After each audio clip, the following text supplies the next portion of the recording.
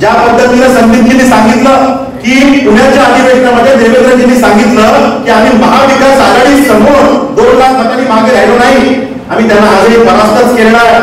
आम्ही जर का कुठं मागे राहिलो असलो तर त्या 3 पक्षांबरोबर एक चौथा जो विषय होता तो विषय होता आभास निर्मितीचा, फेक नॅरेटिव्ह सेट करण्याचा. त्या लढाईमध्ये आम्ही कमी पडलो हे मात्र मान्य आहे.